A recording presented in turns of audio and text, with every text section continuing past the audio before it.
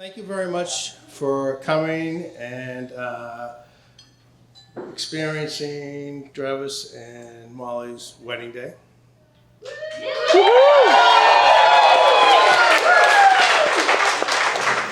I do have some points to talk about that I did get some tips from my beautiful wife for 36 years, Terry.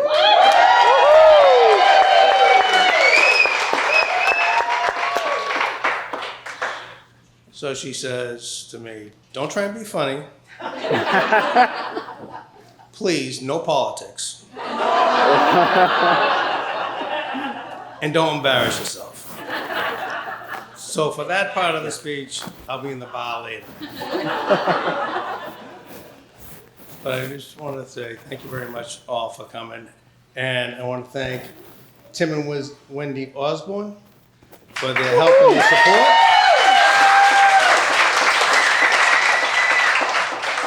And their great rehearsal dinner last night. And I also want to thank them for raising such a great son.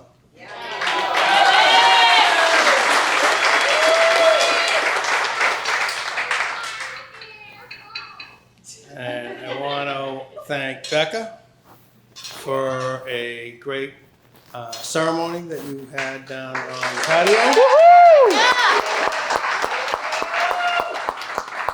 Coming all the way from Texas. I mean, you're great friends of Molly and Travis, and we really appreciate it. So thank you very much.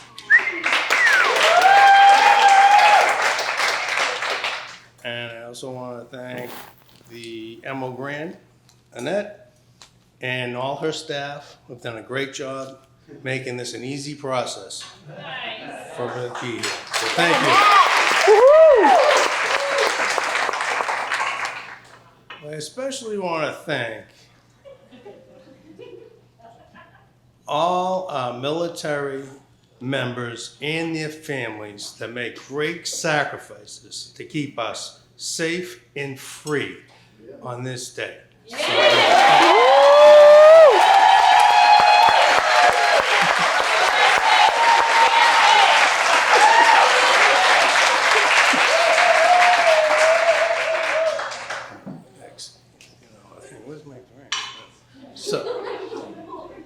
And Travis, I want to thank you for being the guy that I hoped someday that Molly would fall in love with.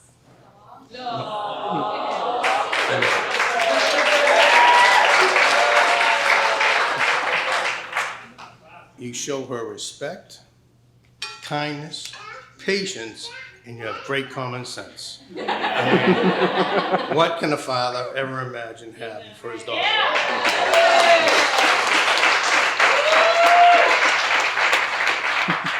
And your skills cooking with the skillet and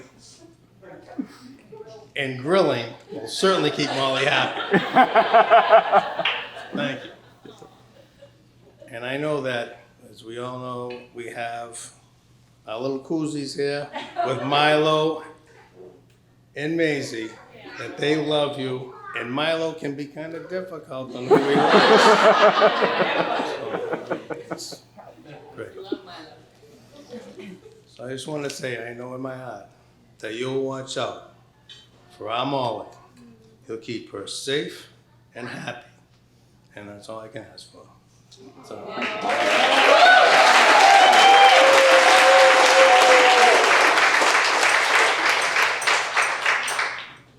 I'm proud to have you as a son-in-law, and welcome to our family. Yeah. Woo-hoo! Woo-hoo! And Molly, here you are. It's your big day. You look absolutely stunning in your dress.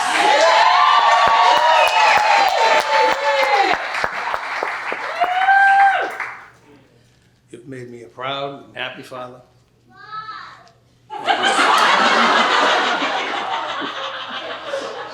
To the women you become today. It's amazing. I mean, some of the accomplishments that you've made are unbelievable. I mean, who goes from K to 12th grade and never missing a day of school? Who pulls that up?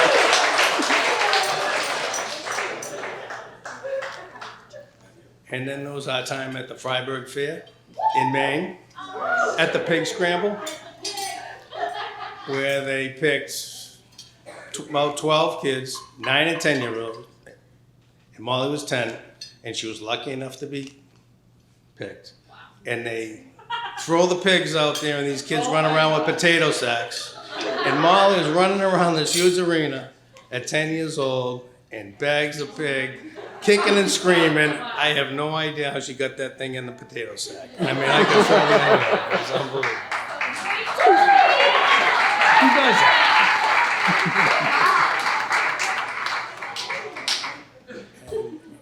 And then all your speeches as class president, I don't know if it was 3 or 4, but inspiring all your classmates for the year ahead and beyond.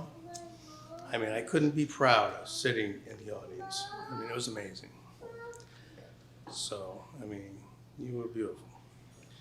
And then there was your time at Suffolk, graduating Suffolk, 4.0 average, sailed right through. That's a big accomplishment. But I can't thank you enough for all the times we had working together, building lights, dealing with the customers, and of course, the employees. And I mean, it was, you've been such a great help to me. And I thank you. And it's just one of the greatest days working together with you. I'll always love you forever, honey. So I just want to say to you and Travis, don't sweat the small things. It's not what you get, it's what you give to each other. Say I love you often, and end each day with a kiss goodnight. You guys will be all right. So let us all raise our glasses to Molly and Travis.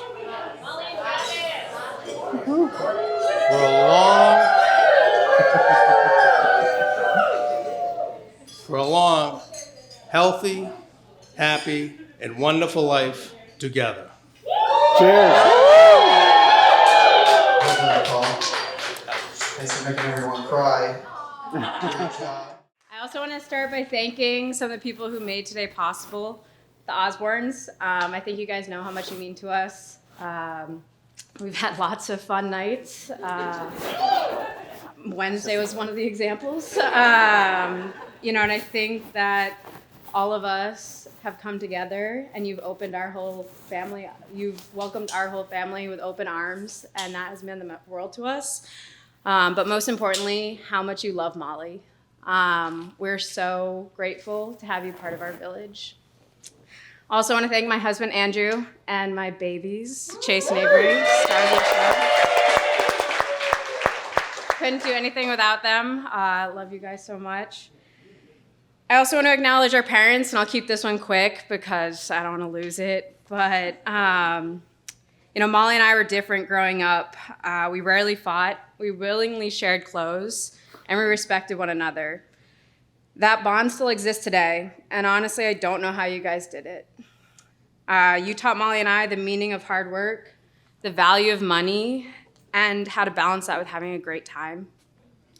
Your marriage is everything we will always strive to achieve. We love you guys so much.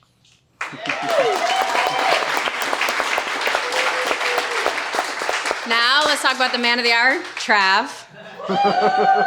So when I first met Travis, I was a little confused. I thought to myself, how could someone be so nice and so polite?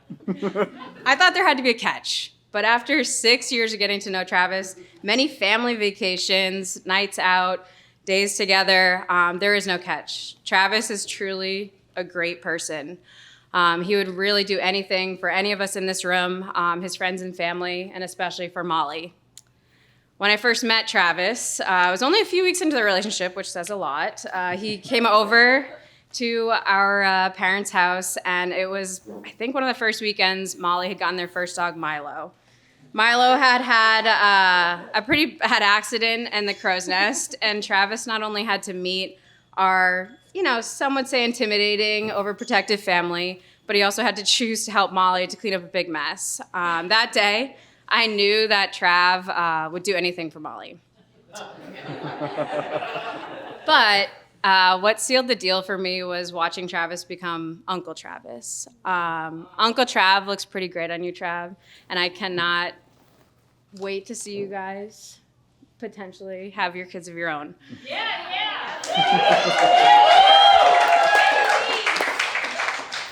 Thank you for loving Molly the way she deserves. We're so lucky to have you part of our family.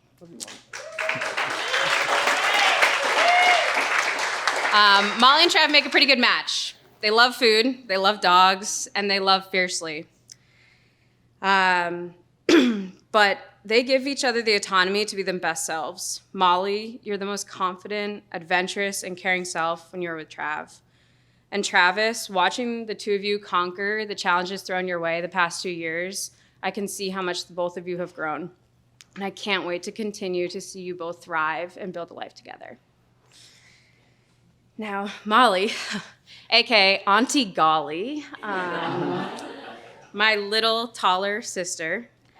Let's have a round of applause for the most beautiful, stunning, classy bride I've ever seen.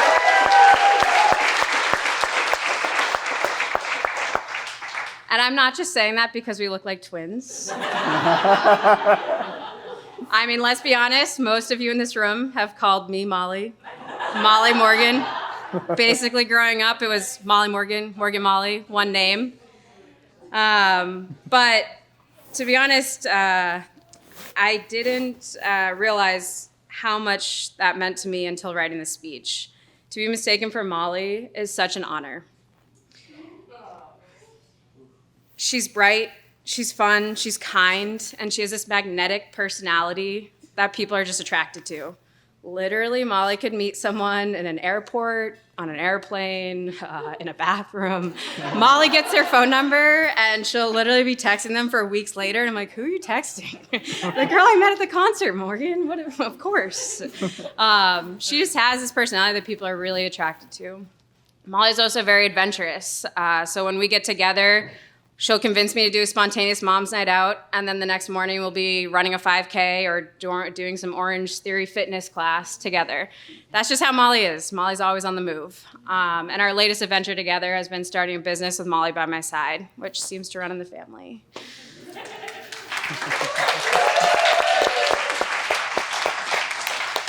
Molls, there's no one I trust more in this world than you.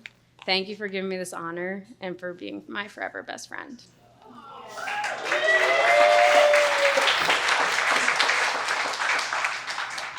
My dad already gave a lot of great advice, but I think Travis might already know this. When you marry a Morris girl, there's one thing you gotta remember. Never, ever let us get hungry. A lot of conflicts can be solved with a big bowl of mashed potatoes. Yep. Or some fried artichoke hearts. Yep. So on that note, I want to raise our glasses and cheers to the Osborns, a fun-loving family filled with a few maybe karaoke nights. Cheers, Molly and Trav. I love you guys.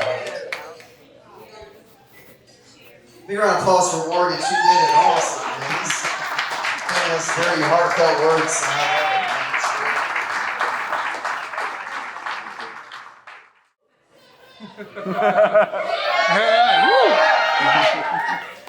And I I know I'm the last one between you and food, so I'm going to try and keep this as short as possible. I just want to say good evening, everyone, and thank you for coming out here to celebrate these two very special people. When Travis asked me to come up here and talk to you all today, I am so thankful for being here, but I can't say that is one of those common sense things that Paul was referring to. Definitely made a mistake here. I'll try not to embarrass you too much, but we'll see where this goes. To start off, I met Travis 6 years ago when I arrived at my first duty station out at Cape Cod. We met and we hit it off immediately as good friends, knowing that this was going to be a lifelong friendship. he was not the same Travis that you see sitting in front of you today. He was a lot different. At that time, this included him closing down the bars every night and include only eating steak and broccoli because I don't think he could cook anything else. And it included just a lot more time at the gym. But you look good today. Yeah. But, Thanks. yeah. It included the Tuesday night beachcomber, closing down the bars for reggae night. It included the the weekend debauchery at T-Bones, which is one of those establishments in Plymouth that if you never had the had the chance to be there, you had to go at the very end of the night. And it was one of those places that had a support beam in the middle of their dance floor. Tim, you know what I'm talking about, right? And it was a lot of fun. But there was one common thread throughout all of that, and that was Travis. It was not what you saw today with those dance moves. It was some really bad dancing. So I don't know how long you guys practiced, but that was impressive. Yeah. You're making a liar out of me. I don't know what's going on here. Yeah.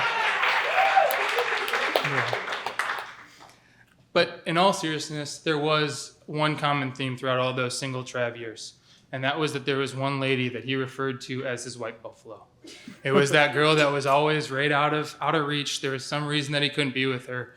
And for those of you that don't know, a white buffalo, the folklore behind it is a supernatural woman of a prophet, a woman that brings meaning and the purpose to life to the people. And that was Molly to him. And he referred to her every chance that he got, but I don't think she even knew she existed.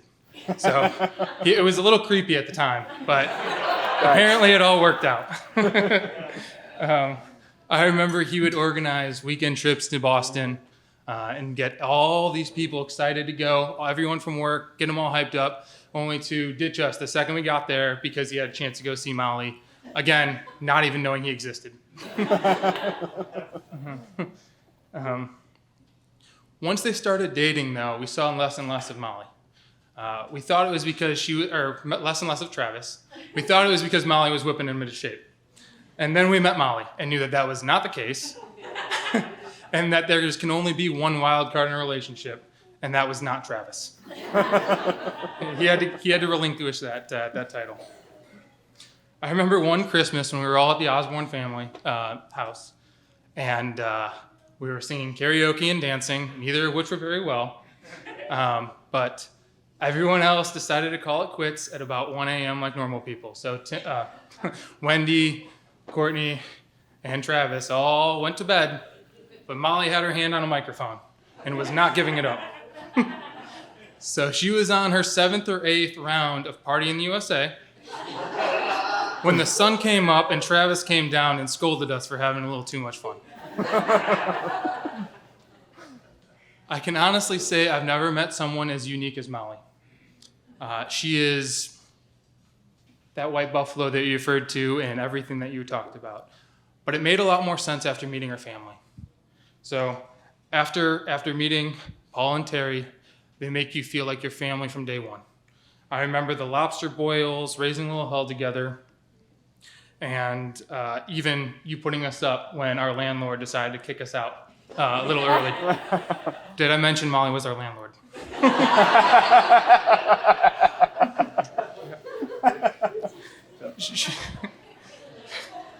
She is the best thing that's ever happened to Travis, and honestly, for me as well. If it wasn't for her, I wouldn't be standing here today talking to you. She was the reason that I met my beautiful fiance over there,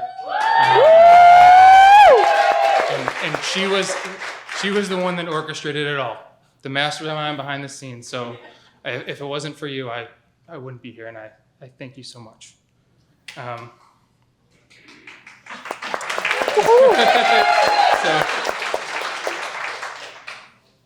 So Travis and Molly are the perfect match and have allowed us to have some of the most amazing times together.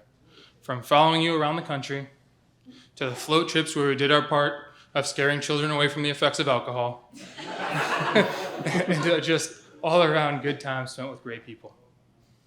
The Osborns are a breed unlike any other, and I couldn't be happier that Molly is officially joining their family today.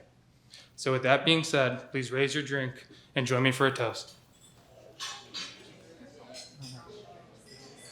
To many more years of happiness spent with great friends and family, and the memories that will be made along the way. I love you both, and I can't wait to see what your future holds. Cheers. Cheers. Well done, Pat. Good job. Well, we're going to be coming around your table and releasing you. There's a buffet line in another room, so as soon as we come to your table, we'll